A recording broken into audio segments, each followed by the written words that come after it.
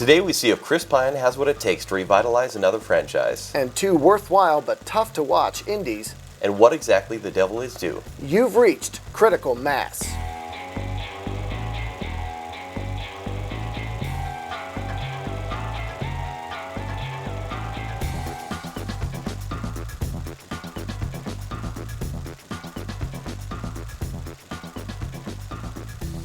Hello and welcome to Critical Mass. I'm Rich Bonaduce with TheRealPlace.com. And I'm Kent Dunn with ShowtimeShowdown.com, and we're coming to you from the Art House Cinema 502 on historic 25th Street in downtown Ogden, Utah.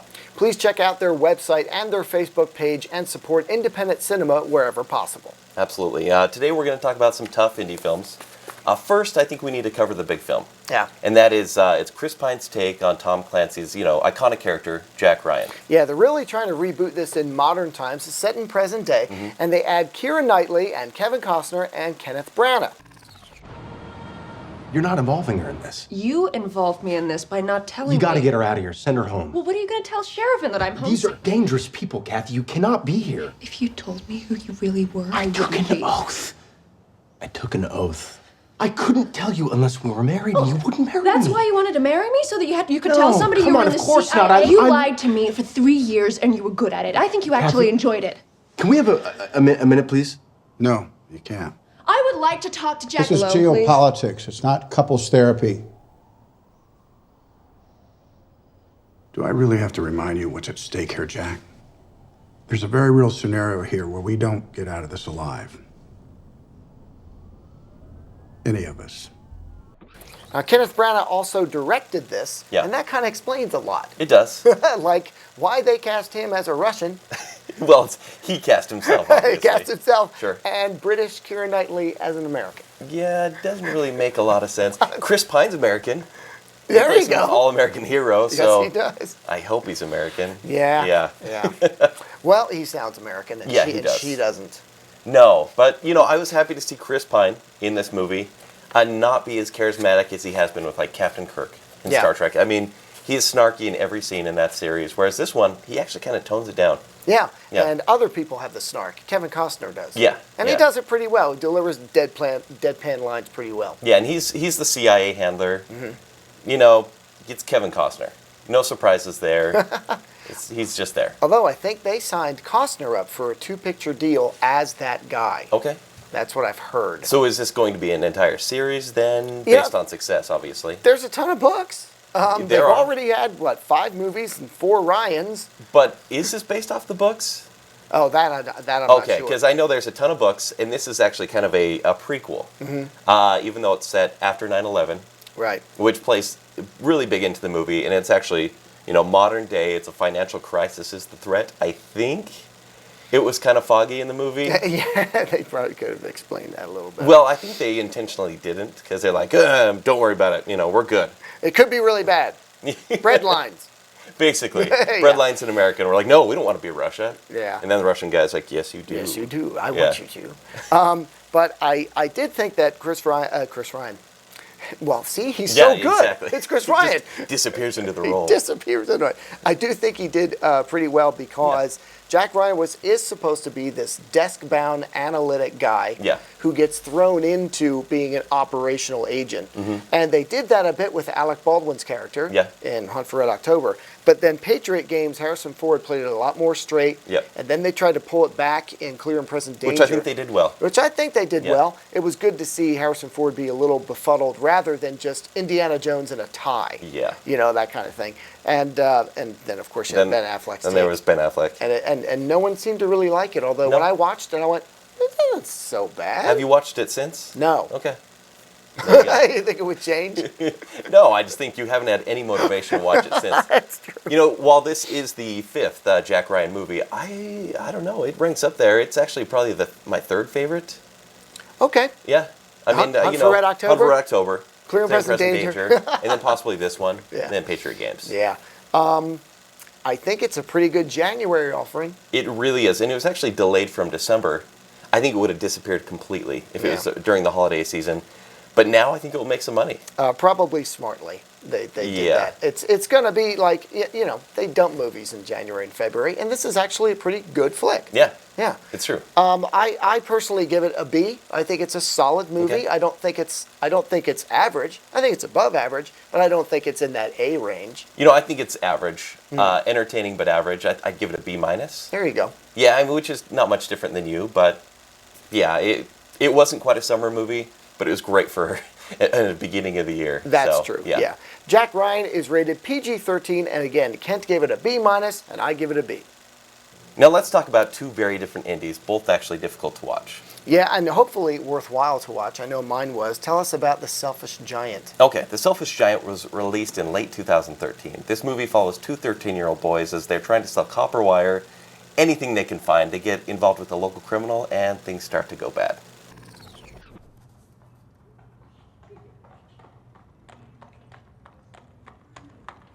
Oh no, not him.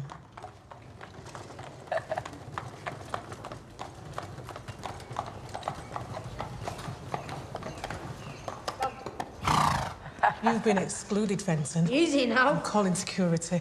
Aye. What you doing, Saeed? That's what. Let's get out and make some money, Con. Got that bridle too tight on that horse. Let me come sort it out for you. You're a bad influence, Vincent! Go, go, go. Go and go.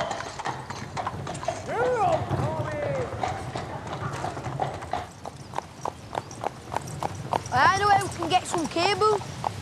I'll make sauce go faster though, yeah? All right, so Ken, I saw the trailer for this movie, and it does look like a tough watch, tough subject matter, but sadly, also tough to understand. You are not kidding. Honestly, actually, the movie is released. It's in English, but it's released with subtitles. I think it should be. I had to rewind and go, what is that little kid saying? You don't want to know what the little kid is saying. Probably not. Nearly every other word is an F word. But, you know, it's a Cockney accent. It's just really hard to understand, but actually doesn't take away from the beauty of the film because this film is real. Everything feels real. You ever been to the UK? No, Because I have the F word is like saying, hey, Basically. in the UK. I can't believe some of the language of the folks in the UK. But Yeah, and honestly, it's these two kids. It's like I said, two 13-year-old boys. It's Arbor and Swifty.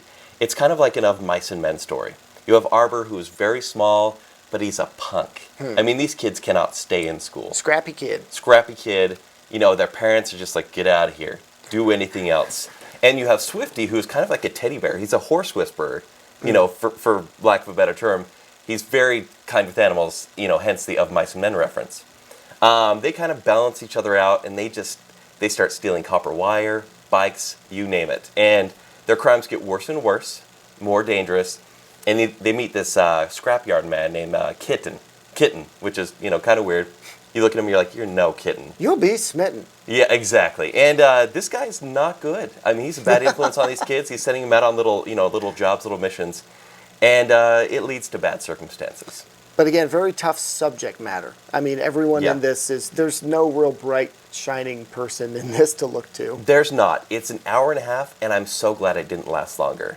The whole movie is bleak. I felt bleak the entire time, and I thought, what's the point? I'm seeing, this, town in England, bad economy, everyone's a great character. I wish I weren't watching this movie.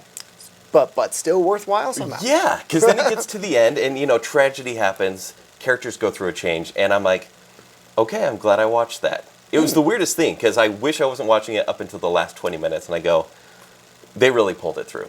So it sounds like it's a well-made, well-acted film, Yep. but a tough subject to watch. So what would you tell people? I can't recommend it to a lot of people. It's not for general audiences at all. If you love film, if you love British cinema with a little touch of realism or too much realism, this is for you. Okay. So The Selfish Giant is not rated. It would probably be rated R, and I give it the grade of a B. And now a documentary about another very tough subject. After Tiller tells the story of the remaining few doctors who will provide third trimester abortions in Kansas after Dr. George Tiller was assassinated in 2009. To me, she sounds completely clear. Oh, I mean, I said, look, of course you don't want an abortion. Nobody wants an abortion. You have three choices. You can have a kid that you say you can't take good care of. You can have a kid and give it to somebody else who you know or don't know. Or you can have an abortion, which you think is the wrong thing to do. Those are your three choices. They all suck. But you have to pick one of them. And she said, I am committed. She said, I am committed 3 or 4 times. And I said, so you have struggled with this decision, and you've arrived at what you think is the best choice that you have available to you. And you feel bad about it, you regret it already, but you think it's the best of your choices. And she said, yes. And I said, you want me to go ahead with this? And she said, yes. And she said, I've had plenty of time to think about it. I'm committed. Okay. Maybe she just couldn't bring herself to say, yes, I want an abortion. So, Rich, this movie sounds like a barrel of monkeys. It's one of those subjects that is tough all around. Okay. It's tough from the point of view of a pro-life person. You don't want to hear about anyone doing this. It's tough from the point of view of a pro-choice person. It's tough from someone who's on the sidelines going, okay, I don't really like either one of these, but you shouldn't have shot that guy to death in his church. Yeah. Pro-life person. Now, I should point out that the guy that shot him obviously does not represent the whole of pro-life movement. Okay. It is a radical fringe, and they threaten abortion doctors with their very lives, hassling them at their homes, at their work, even hassling people going in. And it's sad all around. But I do think it's a story that has to be told, and it's told pretty well. It's very short. It's maybe 85 minutes. Okay. So they do spend a lot of time talking with folks who are making this very difficult choice, and of why they would do it. And hopefully that would let some of the pro-life folks know, okay, maybe I should back off these folks. They're in enough pain. This is a very difficult time. So my question is it slanted? Because that's what people worry about with documentaries. If it just takes one slant and goes with it. I actually, when it was done, I was wishing that there was more. I wanted to see the other side. Yeah. They do talk a little bit from the pro-life side of things. But obviously it's called After Tiller, so the pro-life side that is represented is the fringe guy who shot Tiller. I did want to hear a little bit about the people who are just concerned, not only about the folks making the choice, but about the folks who are being impacted by the choice. That's a heavy topic. It's a heavy topic. It's difficult to watch, but I think it's worthwhile. Okay. Again, I just wish they'd shown a little bit more of the other side, and for that reason, I give After Tiller a B-. It is rated only PG-13. They don't show anything terrible in the movie, but I do think it's worth seeing. Finally, let's take a look at the latest handheld found footage attempt to get money out of your pocket called The Devil's Due. This might be a case where the sizzle was better than the steak. Take it from the top, Mr. McCall. I told you I didn't do it. In sickness and in health. In sickness and in health. To love and to cherish. To love and to cherish. Till death do us part. Till death do us part. This man is staring at me. With this ring I thee wed. With this ring I thee wed. And pledge myself to thee forever. And pledge myself to thee forever. We're having a baby. I want to start our family history. This is where me and your mom got married. This is your house. It's got good bones. And the grand finale, your room. First John 2:18. This is the last hour. The Antichrist is coming.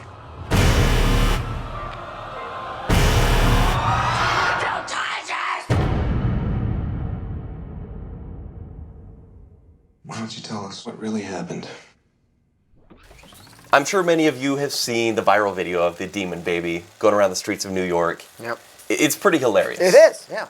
And so I was pretty excited about this movie. I thought, that's clever. Maybe the movie will be clever. And I didn't think the trailer was all that bad either. No. I was like, oh, another found footage handheld thing, but something about it looked like, ooh, that's pretty nasty. Well, it takes the Rosemary's Baby spin and films it. If Rosemary's Baby had his own little cam. Yeah. A GoPro. Awkward. Wow. Yeah. This, for me, this movie took way too long to get going. Yeah. I realized it was trying to do the marked ones point of view. Where It was. It wanted you to like these people at So first. it spent over half the movie introducing the characters. Yes, it did. Yeah. And you found out that, hey, they're not that funny No. and not that interesting. I actually feel bad that I ripped on the marked ones after seeing this movie. I take everything back. What was that look? Like I was right all along? Yeah. That movie had likable characters, had humor, and actually a few scares. Yeah. This movie had a couple who go down to the Dominican Republic or wherever. I think it was, yeah. The satanic cult takes her over, yada, yada, yada. She is pregnant with the Antichrist. Yes. And they spend 9 months following her and with a camera. And it honestly is just kind of like hey, it's a movie about preparing for your first baby. If you removed 4 minutes from this movie, 4 minutes of supernatural footage, it would be a basic depressed woman is pregnant movie. You know, I was thinking, okay, I've never been pregnant, but this has got to be every woman's worst nightmare. Yeah. That they get pregnant and something's wrong. Yeah. And I was thinking about the people watching it with me going, I'll bet this is hitting the ladies differently than it's hitting me. You know what I Yeah. mean? Maybe they're going, oh my gosh, this is like bothering me in a way that it shouldn't. Maybe they've been in the grocery store and just opened raw beef and just started chewing on it, or killed a deer and started eating it. Or maybe they have felt like a different person Yeah. during their pregnancy or postpartum or whatever. And I don't think the movie was trying to do that. I think it inadvertently found a point. Yeah. Because this movie is just felt so unintentional, boring. Nothing happened. Yeah, it took too long to get going. Yeah. I thought it had a decent build-up when it started to build up, Yeah. but then a really weak ending. Yeah. Yeah. And that's what these movies rely on. They rely on the last 5 minutes just being, at the edge of your seat, Right. thrills. And it didn't happen. No. And what also didn't happen was the direction of the camcorder, the various camcorders the guy uses, totally nonsensical with how they switch back and forth between not only this camera, that camera, but even other people's cameras, store security cameras Yeah. and stuff like that. Like it tries to follow Chronicle in a way, because Chronicle did Right. that. It jumped from Yeah. camera to camera. But then this movie, it's kind of like they're like, no footage was ever found. Right. You know, It's that kind of thing. It's hard to be guilty of a crime where you film the entire thing happening and you're so obviously innocent. And that's a spoiler, but still, I don't want anyone to see this movie. But at least it created 13,000 jobs. Did it? Did you stay to the very end? Yeah. Stay to the very end, folks. And I'm so glad it didn't show a website, kind of like The Devil Inside did. Right. But this movie is almost as bad as The Devil Inside. A dog barking was the scariest part. there were a lot of those jump scares. Yeah. I'm like, all right, that was cheap. Yeah. And they needed them because there weren't a whole lot of other scares. Yeah. Again, I thought there was some tension when they were getting to it, and they started to build up. Oh, what is wrong with this lady? Yeah. Oh no, what's she gonna do? And all that, and how. You always worry about how it's gonna come out in the end. Sure. No pun intended. But it wasn't that bad. I was Yeah. like, wow, they built me up for a climax, a punch they never gave me. If people truly want to be scared, they should watch The Miracle of Life. Or if they want to laugh, they should watch the viral video of the demon baby. But they shouldn't watch this movie. Yeah, I think I'm actually being a little bit more kind to it than you did. It is rated Yeah. R, and I gave it a C minus. Oh, that's nice. I gave it a D. There you go. Yeah, because it was made, so I give it a D. All right, and that's it for this edition of Critical Mass. Next week we'll be talking about I, Frankenstein, I guess, and also what we saw at Sundance this You'll year. have seen more than me at Sundance. I'll Yeah. do what I can. But in the meantime, check out my stuff at therealplace.com. And my stuff at ShowtimeShowdown.com. And we also want to thank the good folks at Art House Cinema 502, the Movie Grill, and our crew of one today. And please like our page on Facebook. And remember, it's not cynical, just critical. Just critical. It was a great movie. It started out strong and got better and better. So this is one of those movies, I think, like you see some of the big names that make some of these action movies. Kenneth Branagh shows that he can do this job too. I thought that was intense from start to finish, and Chris Pine really played the character of Jack Ryan. He continued the legacy very well. Glad that Jack is back. That's great.